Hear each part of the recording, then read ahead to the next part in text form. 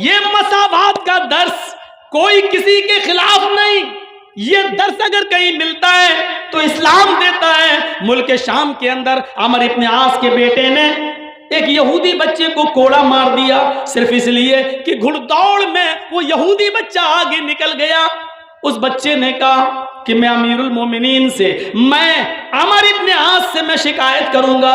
بیٹا بولتا ہے جاؤ جس سے شکایت کرنا چاہو کر دو، عمر ابن عاص میرے باپ ہیں، وہ خلیفہ ہیں، یہاں کے گورنر ہیں، اور میرا کوئی کچھ نہیں کر سکتا۔ وہ یہودی بچہ خاموش ہو گیا، جب یہ گورنر کا بیٹا ہے تو میرا کیا ہوگا۔ کچھ دنوں کے بعد حضرت عمر ملک شام گئے اور لوگوں کی ایک میٹنگ لیتے ہیں، کیا عمر ابن عاص نے صحیح کام کیا ہے، تم بتاؤ، کوئی شکایت ہو؟ کسی نے کوئی شکایت نہیں کی۔ چھوٹا سا بچہ اٹھتا ہے، کہتا امیر المومنین مجھے شکایت ہے۔ کہا کس بات کی؟ ادھر آؤ بیٹا۔ یہودی بچہ 11-12 سال کی عمر، وہ بچہ آگے آتا ہے، حضرت عمر اس کو اپنے پاس بٹھاتے ہیں۔ کیا ہوا تمہارے ساتھ؟ کہا عمر ابن عاص کے بیٹے نے میرے ساتھ گھوڑا دوڑایا کہ دیکھو کون آگے نکلتا ہے، میرا گھوڑا آگے نکل گیا، خفا ہو گیا، اور وہ آیا اور اس نے میرے چہرے پر ایک تھپڑ مار دیا۔ میں نے جب شکایت کی بات کی تو کہنے لگا کہ میرے باپ تو گورنر ہیں، میرا کچھ نہیں ہوگا۔ میں خاموش ہو گیا۔ حضرت عمر فاروق نے عمر ابن عاص کی طرف دیکھا، عمر ابن عاص نے آواز دے کر اپنے بیٹے کو بلایا، آمنا سامنا ہوا، بیٹے نے اپنا جرم قبول کر لیا۔ حضرت عمر فاروق نے پھر اس بچے کے ہاتھ میں کوڑا دیا اور کہا کہ جتنی زور سے اس نے تجھے تھپڑ یا کوڑا مارا ہے تو بھی بدلہ لے لے۔ اس نے بدلہ لے لیا۔ حضرت عمر یہیں پر خاموش نہیں رہے، اس کے آگے علامہ احسان الہی ظہیر نے کہا ہے کہ اس کے بعد عمر ابن عاص کو بلایا، ادھر آؤ، کھڑے ہو جاؤ۔ عمر ابن عاص کھڑے ہو گئے، جلاد کو حکم دیا کہ ایک کوڑا عمر ابن عاص کی پیٹھ پر بھی مارو۔ عمر ابن عاص نے کہا میرا کیا جرم ہے؟ کہا پہلے کوڑا کھاؤ۔ جب کوڑا کھا لیا تو بتایا اے عمر ابن عاص، یہ کوڑا تمہیں اس لیے مارا جا رہا ہے کیونکہ تم نے اپنے بیٹے کو صحیح تربیت نہیں دی، تم نے اپنے بیٹے کو صحیح تعلیم نہیں دی۔ اگر صحیح تعلیم دی ہوتی تو تمہارا بیٹا اس یہودی بچے سے یہ نہ کہتا کہ میرا باپ گورنر ہے، میرا کوئی کچھ نہیں کر سکتا۔ تمہیں نہیں معلوم کہ اسلام لانے کے بعد کوئی چھوٹا اور بڑا نہیں ہے، عدل کا تقاضا یہ ہے کہ تمہیں بھی کوڑا مارا جائے، کیونکہ تمہارے بیٹے کو یہ جرت کیسے ہوئی یہ کہنے کی کہ میں گورنر کا بیٹا ہوں۔ یہ کوڑا تمہیں یاد رکھے گا اور ہمیشہ اپنے بیٹے کو اب صحیح تربیت تم دو گے۔ میرے پیارے ساتھیوں، یہ مساوات کا ایسا درس اسلام دیتا ہے جو دنیا کی کسی تاریخ میں نہیں ملتا ہے، کسی تاریخ میں نہیں۔ آج ایک ایک روپے کے ساتھ اور کروڑوں روپیوں کے ساتھ کیا معاملہ ہوتا ہے۔ ذرا تصور کرو کہ عمر ابن عبدالعزیز کی بیوی کے پیٹ میں بچہ ہے، 4 دن سے بھوکی ہے، کھانا نہیں ملا۔ ان اپنی خادمہ سے کہتی یہ تو کچھ دیں گے نہیں، تم بیت المال سے تھوڑا دودھ لے آؤ۔ بیت المال کے خازن نے جلدی سے تھوڑا دودھ کا پیالہ دے دیا، کیونکہ خادمہ نے کہا تھا 4 دن سے کچھ نہیں کھایا، اگر کچھ ملا نہیں تو بچہ مر جائے گا، پیٹ میں بچہ کہیں مر نہ جائے۔ دودھ کا پیالہ لے کے آ رہی ہے، عمر ابن عبدالعزیز کنویں کے پاس بیٹھ کر رات کے اندھیرے میں وضو بنا رہے ہیں، تہجد کی نماز کی تیاری کر رہے ہیں۔ انہوں نے دروازے سے آتے ہوئے اپنی خادمہ کو دیکھا جو اوڑھنی سے کچھ چھپائے ہوئے ہے، اٹھتے اور کہتے ہیں کہ کیا ہے اس میں؟ اس نے چادر ہٹائی، دیکھا دودھ کا پیالہ۔ کہاں سے لائی ہو؟ کہا صاحب یہ پیالہ تو مجھے بیت المال سے لائی ہوں۔ کہا کیوں؟ کہا آپ کی بیوی کے پیٹ میں بچہ ہے، 4 دن سے کچھ نہیں کھایا ہے، حکیم اور طبیب یہ کہہ رہے ہیں کہ ماں کچھ کھائے گی تو بچے کی زندگی بنے گی، بچے کا گوشت پوست بنے گا، ماں جب بھوکی رہے گی تو بچہ مر جائے گا، خطرہ ہے، آپ کی امانت آپ کی بیوی کے پیٹ میں پل رہی ہے، ڈر ہے کہ کہیں بچہ مر نہ جائے، اس لیے تھوڑا سا دودھ پی لینے دیجیے۔ حضرت عمر ابن عبدالعزیز وہ دودھ کا پیالہ چھین لیتے ہیں۔ بڑی بڑی بلڈنگوں میں داد عیش لینے والوں، غریبوں پر ظلم کر کے ان کی زمین و جائیداد کو چھپٹ کر قبضہ کرنے والوں، غریبوں کا خون چوسنے والوں، سود بیاز کھانے والوں، غور کرو عمر ابن عبدالعزیز نے ایک پیالہ دودھ بھی اپنی بیوی کو نہیں پینے دیا، لے لیا کہا میری بیوی یہ ایک پیالہ دودھ تمام مسلمانوں کی امانت ہے، اور جب تک میں میٹنگ کر کے سارے مسلمانوں سے اجازت نہ لے لوں یہ دودھ کا پیالہ تمہیں پینے کو نہیں ملے گا۔ بیوی کہتی ہے امیر المومنین میرے پیارے شوہر ہم کو نہیں دیکھو، اس بچے کو دیکھ لو، اگر آپ نے یہ دودھ نہیں دیا ڈر ہے بچے کو کچھ نہیں ملا 4 دن سے، کہیں ایسا نہ ہو کہ یہ پیٹ میں مر جائے، آپ کی امانت ہے۔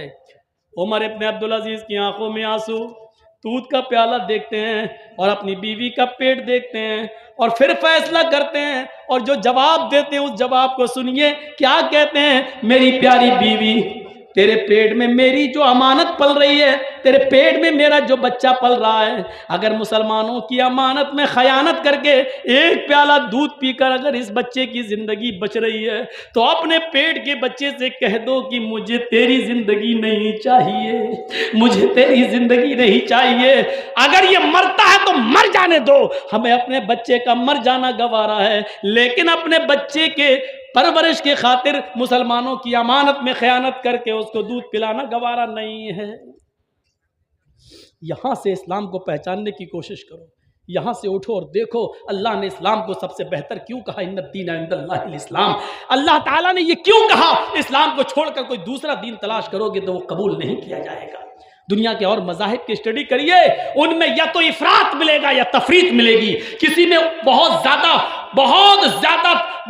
بڑھاوا ملے گا یا بالکل بہت زیادہ نیچا پن ملے گا۔ آپ دیکھ لیجئے، بہت دنیا کے کسی بھی مذہب کو اٹھا کر پڑھ لیجئے، ہندو دھرم کے اندر امیر ہونا ضروری ہے کیونکہ ان کے ہاں ہون ضروری ہے، صبح اور شام سندھیا کرنا ضروری ہے، سندھیا میں ہون ضروری ہے، اور ہون میں 100 گرام کاجو، 100 گرام بادام، 100 گرام اخروٹ، 100 گرام پستہ، 16 چمچے دیسی گائے کا گھی، اور 16 چمچے دیسی گائے کا گھی، اور 100 گرام کاجو، 100 گرام بادام، کستوری اور اخروٹ اور پستہ، یہ کتنی 5-6 چیزیں ہو گئیں، اور 26 چیزیں ہیں ٹوٹل، 26 چیزیں ہیں، اتنی ایک آگ جلا کر صبح اس میں ہون کیا جائے گا، یعنی آگ جلا کر دیسی گھی کے گائے کے دیسی گھی کے چمچے 16 چمچے صبح ڈالے جائیں گے اور 16 چمچے شام کو آگ میں، اور 100 گرام اخروٹ، 100 گرام بادام، 100 گرام کاجو، 100 گرام پستہ، 100 گرام آپ کا یہ میوہ اور کستوری صبح اور شام، اس کے علاوہ کل ملا کے 26 چیزیں، اگر 5 میں نے گنا دی تو 21 چیزیں اور ہیں، 6 اگر ہم نے گنا دی تو 20 چیزیں اور ہیں، یہ 26 چیزیں صبح اور 26 چیزیں شام کو آگ کے حوالے کرو، اور آگے لکھا ہوا ہے اگر یہ نہیں کرو گے تو ادھرمی اور پاپی ہو کر مرو گے، اور آگے لکھا ہوا یہ امیر کو بھی کرنا، غریب کو بھی کرنا ہے۔ ایک رکشہ چلانے والا 16 چمچے دیسی گھی کہاں سے لائے صبح، اور 16 چمچے دیسی گھی شام کو کہاں سے لائے؟ 100 گرام اخروٹ، 100 گرام بادام، 800 روپے کلو بادام مان لو تو 80 روپے کا بادام، 800 روپے کلو اخروٹ مان لو تو 80 روپے کا اخروٹ، 800 روپے کلو اگر کاجو مان لو تو 80 روپے کا کاجو، اور کستوری 1 تولہ 10 گرام کستوری 1000، بہت کم بتا رہا ہوں تو 1000، ورنہ اوریجنل کستوری تو ملے گی ہی نہیں، اور وہ اوریجنل چاہیے صبح اور اتنی شام کو، اور صاف لکھا امیر بھی کرے غریب بھی کرے، ورنہ دھرمی ہو کر مرو گے، پاپی ہو کر مرو گے۔ مجھے بتاؤ کون کر پائے گا یہ؟ اس لیے ان ساری چیزوں کو چھوڑ کر ایک ناریل کا گولا لے لیا ہے ہمارے ہندو بھائیوں نے، کہیں جاتے اٹھا کے پھوڑ دیتے، نئی گاڑی لی اس کو چلانے سے پہلے ناریل پھوڑ دیا، وہ سب کا ہم وزن کر کے ناریل لے لیا کہ بس یہ اس میں کام چلا رہے ہیں، ورنہ یقین مانیے صرف ناریل نہیں ہے، ان 26 چیزوں میں ناریل بھی شامل ہے، لیکن سب کو الگ کر کے صرف ناریل لے لیا گیا ہے۔ تو ہندو دھرم میں اگر زندہ رہنا ہے تو امیر بن جاؤ، اگر امیر ہوگے تو تم اتنی پوجا کر سکتے ہو، ورنہ نہیں۔ اور عیسائی دھرم کا مطالعہ کرو بائبل، تو اس میں لکھا ہوا ہے غریب ہونا پڑے گا۔ جیسس نے پطرس سے کہا اللہ کی راہ میں سارا مال لٹا دو، عیسیٰ کی نظر میں پطرس وہی حیثیت رکھتے ہیں جو اللہ کے رسول کی نظر میں ابو بکر صدیق۔ اٹھنا بیٹھنا پطرس کا عیسیٰ کے ساتھ تھا۔ جیسس نے کہا، عیسیٰ نے پطرس اللہ کی راہ میں سارا مال لٹا دو، پطرس نے کہا بڑی محنت سے کمایا سارا مال لٹا دو، اچھا آدھا غریبوں میں دے دیتا ہوں آدھا اپنے پاس۔ تو عیسیٰ علیہ السلام نے سوئی نکالی، بائبل میں لکھا ہے ایک سوئی نکالی اور سوئی کے سوراخ کو دکھاتے ہوئے کہا پطرس اس سوئی کے سوراخ کو دیکھو، کہاں؟ اس میں سے اونٹ کو اگر داخل کیا جائے تو ہو جائے گا؟ پطرس نے کہا نہیں. کہا سنو, اللہ کی اس سوئی کے سوراخ سے اونٹ داخل ہو جائے یہ ممکن ہے, اونٹ چلا جائے ممکن ہے, لیکن کوئی امیر اللہ کی جنت میں داخل ہو جائے ممکن نہیں ہے. یعنی اونٹ سوئی کے سوراخ سے جانا آسان ہے, اللہ کی جنت میں کسی امیر کا جانا آسان نہیں جب تک کہ سب نہیں لٹاؤ گے. پطرس نے کہا اچھا ٹھیک ہے, مجھے 2 دن کی مہلت دیجئے. عیسیٰ علیہ السلام نے 2 دن کی مہلت دی. اس کے بعد پطرس پھر لوٹ کر عیسیٰ علیہ السلام کے پاس نہیں آیا. یہاں عیسیٰ کا مقابلہ دیکھو, پطرس 2 دن کے بعد نہیں آیا, اور غالباً غزوہ تبوک کے موقع پر اللہ کے رسول نے جب صحابہ سے کہا اپنے اپنے گھر کا مال لے کر آؤ, تو سارے صحابہ مال لے آئے. اللہ کے نبی نے حضرت ابو بکر سے پوچھا گھر میں کیا چھوڑا؟ کیا کہتے ہیں سارا سامان اٹھا لایا. پوچھا گھر میں کیا چھوڑا؟ تو کیا کہا اللہ اور اس کے رسول کی محبت گھر میں چھوڑ کے آئے. عیسیٰ کا پطرس دیکھو, وہ چلا گیا پھر لوٹ کے نہیں آیا, اور یہاں اللہ کے نبی نے حکم دیا تو ابو بکر اپنے گھر کا سارا سامان لے آئے. میرے بھائیوں, حکم پر مٹنے والے جو محمد رسول اللہ کو ملے وہ کسی اور نبی کو نہیں ملے. اسلام دین معتدل ہے. یہ نماز پڑھنے کا حکم تو دیتا ہے, لیکن 24 گھنٹے تسبیح پڑھتے رہنا اور اپنی بیوی بچوں کے لیے بالکل نہ کمانا اور ایک جگہ خانقاہ میں بیٹھنے کی اجازت نہیں دیتا ہے. یہ اسلام ہے جو روزہ رکھنے کا حکم تو دیتا ہے, لیکن مسلسل اور ریگولر روزہ رکھنے سے منع کرتا ہے تاکہ تمہاری تندرستی خراب نہ ہو جائے اور اپنے بیوی بچوں کے لیے تم کمانے کے لائق نہ رہ جاؤ. فرض روزے رکھو, مہینے میں 3 نفلی روزے بھی رکھ لیا کرو, لیکن مسلسل روزے رکھنے کا حکم نہیں دیتا ہے. یہ زکوٰۃ کا حکم تو دیتا ہے کہ غریبوں کی مدد کرو, 2.5% دو, لیکن اپنے گھر کا سارا مال لٹا کر خود اپنے گھر میں لوگوں کے ٹکڑوں کے محتاج بن جاؤ, اس بات کی اجازت نہیں دیتا ہے. اسلام زکوٰۃ کی اجازت تو دیتا ہے, غریبوں کی مدد کی اجازت تو دیتا ہے, لیکن اپنے گھر کا سارا مال لٹانے کی اجازت نہیں دیتا ہے. اسلام حج کرنے کا حکم تو دیتا ہے, لیکن یہ نہیں کہتا کہ حج کرنے کے لیے تمہارے پاس کچھ نہیں ہے تو اپنا گھر بیچ دو, اپنی دکان بیچ دو اور بیچ کر حج کرنے کے لیے جاؤ. اس بات کا حکم نہیں دیتا ہے. میرے بھائیوں, یہ اسلام دین معتدل ہے, دین اعتدال ہے. اس کے اندر آپ کو نہ تو اتار بہت زیادہ چڑھاؤ ملے گا, نہ بہت زیادہ گراوٹ ملے گی. یہ بیچ کا راستہ بتاتا ہے. اسلام یقیناً جہاد کا حکم دیتا ہے, لیکن امن ہو جانے کے بعد, جہاد ختم ہو جانے کے بعد, ملک میں شانتی ہو جانے کے بعد پھر فساد پھیلانے کی اجازت نہیں دیتا ہے. اسلام دین معتدل ہے. اس کو ہم سمجھیں, اس پر ہم غور کریں, اس کو ہم لیں اور دیکھیں. یہی اسلام کی خصوصیات ہیں. میرے بھائیوں, اسلام کے کچھ اصول ایسے ہیں جو ہماری سمجھ میں نہیں آ سکتے ہیں, لیکن ہمیں وہ بھی ماننا ہے. ایک قانون ہے, اس سے کیا فائدہ؟ مغرب میں 3 رکعت اللہ کے نبی نے کیوں رکھی؟ فجر میں اٹھنا بڑا مشکل ہوتا ہے, وہاں 5-6 رکعتیں ہونا چاہیے, تو اللہ کے نبی نے 2 ہی کیوں بتائیں؟ جمعہ اتنا مبارک دن ہے تو اس میں 2 ہی رکعتیں کیوں ہیں, جبکہ جمعے کے دن کی افضلیت ہے تو وہاں 20-25 رکعتیں ہونا چاہیے تھی. کوئی ضروری نہیں ہے ہماری عقل وہاں تک پہنچے, لیکن ہمیں فالو کرنا ہے, چاہے فائدہ سمجھ میں آئے یا نہ آئے. کبھی آپ نے گورنمنٹ سے سوال کیا ہے؟ ٹریفک نیم بنے ہوئے ہیں, کبھی دیکھا آپ نے؟ بڑے بڑے شہروں میں جاؤ گے تو ٹریفک نیم ہے, وہاں پولیس نہیں کھڑی ہے, لال بتی جل رہی ہے, آپ گاڑی روک دیجئے. ہری بتی جلے گی, گرین سگنل, گاڑی چلائیے. یہ نیم کس لیے بنے؟ ہمارے اور آپ کے لیے بنائے گئے ہیں. یہ نیم ہمارے اور آپ کے لیے بنائے گئے ہیں. جرجی صاحب گاڑی چلاتے ہوئے جا رہے ہیں, کولکاتہ کی سرزمین ہے, چورایا آیا, ریڈ سگنل ہو گیا, گاڑی روک دی. جرجی صاحب دیکھ رہے ہیں دائیں بائیں تو کوئی گاڑی نہیں آ رہی ہے, سگنل پر رکنے کا کیا فائدہ جب ایکسیڈنٹ ہو ہی نہیں سکتا, تو چلو گاڑی چلا دیں. میرے بھائیوں, ایمانداری کے ساتھ بتائیے, کوئی چیز, کوئی سواری ہمیں نہیں دکھ رہی ہے, ایکسیڈنٹ کا خطرہ بھی نہیں ہے, لیکن ریڈ سگنل ہے, ہمیں گاڑی چلانا چاہیے کہ نہیں چلانا چاہیے؟ قانون کے مطابق نہیں چلانا چاہیے. کیوں؟ جب تک گرین سگنل نہ ہو جائے تب تک نہیں.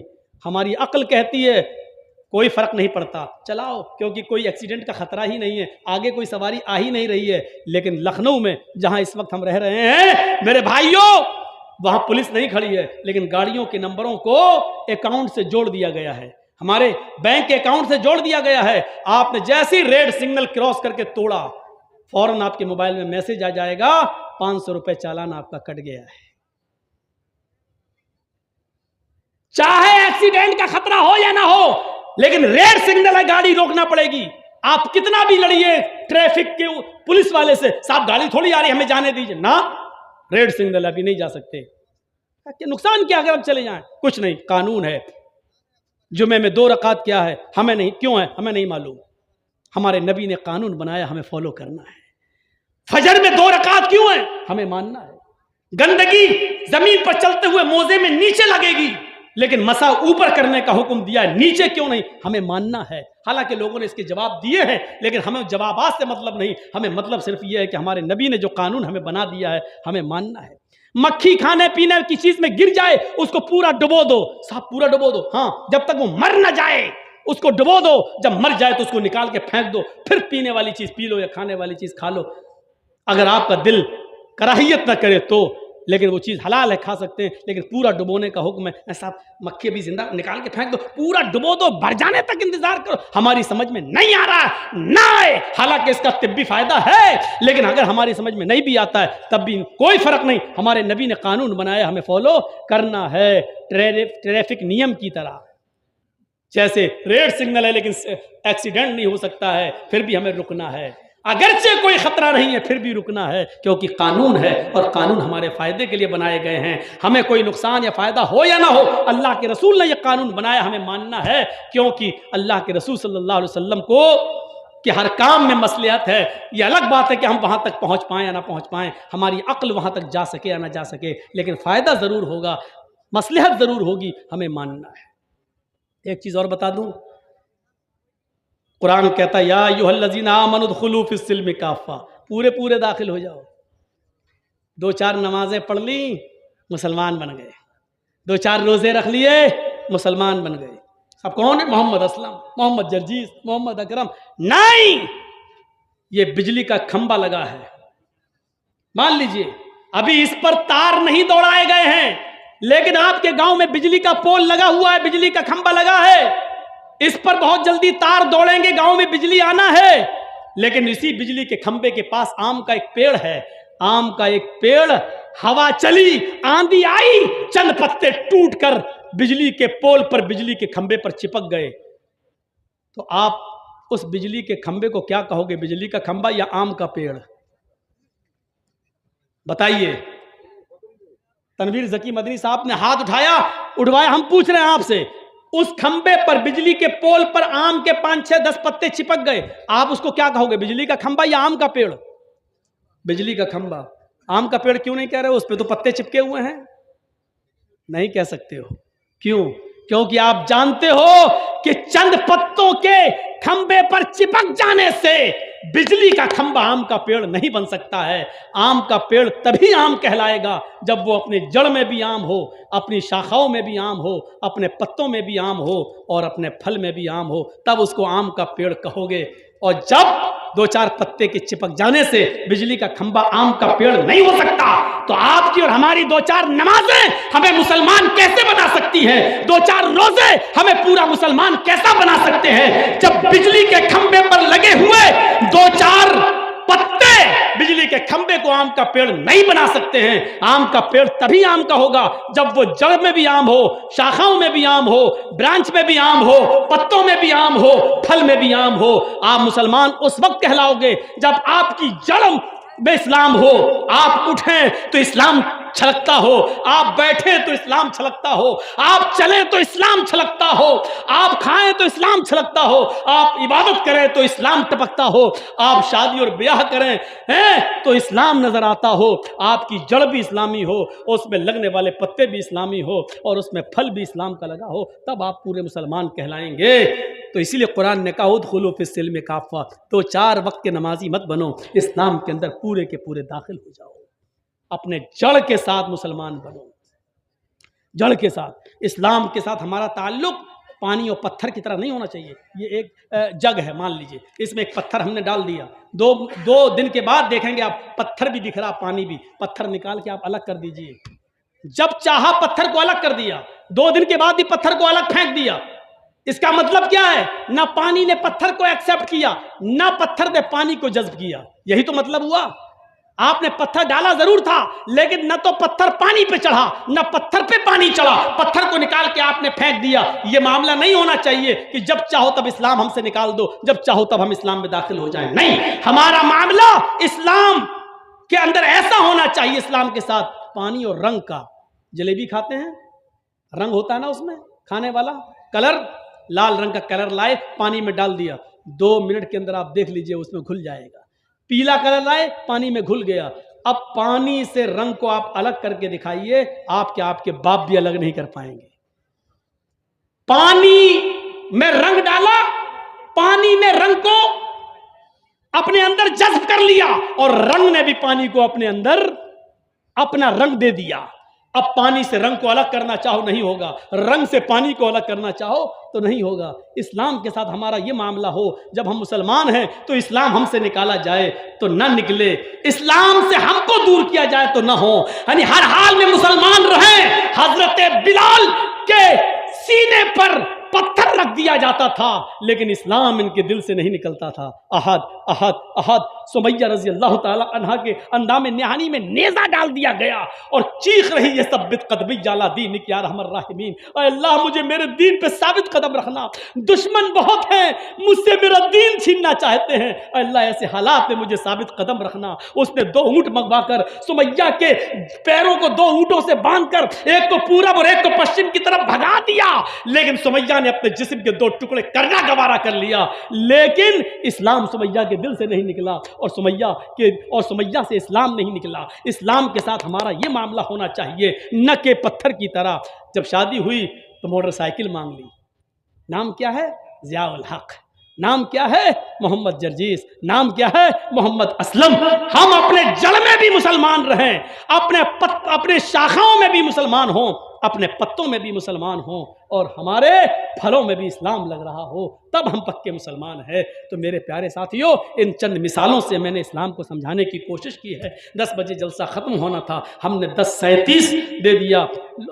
مطیع الرحمان صاحب کا جلسہ ایسا ہی ہوتا ہے، دلی کی کانفرنس ہو جاتی ہے، 5-5 منٹ 10-10 منٹ سب کو ٹائم دینا پڑتا ہے، تعلقات اتنے وسیع ہیں کہ سب کو آنا پڑتا ہے، MLA بھی آ جاتے ہیں، MP بھی آ جاتے ہیں، سب لوگ آ جاتے ہیں۔ تو میرے بھائیوں، بہرحال کم ہی صحیح لیکن اسلام کے تعلق سے جو بیان دیا گیا ہے، اللہ سے دعا کرتا ہوں کہ بار الہ یہ اسلام ہمارے اندر پورا کا پورا داخل فرما دے اور اسلام کے اندر ہمیں پورا کا پورا داخل کر دے اور اسلام ہمارے اندر پورا کا پورا داخل کر دے۔ شارٹ میں اتنی ہی دعا کافی کہ الہ العالمین جب تک تو ہمیں زندہ رکھ، اسلام پہ رکھنا، اور جب ہمارا خاتمہ ہوتی ایمان پر ہمارا خاتمہ فرمانا۔ وما علینا الا البلاغ المبین وآخر دعوانا ان الحمد للہ رب العالمین۔ السلام علیکم ورحمۃ اللہ وبرکاتہ۔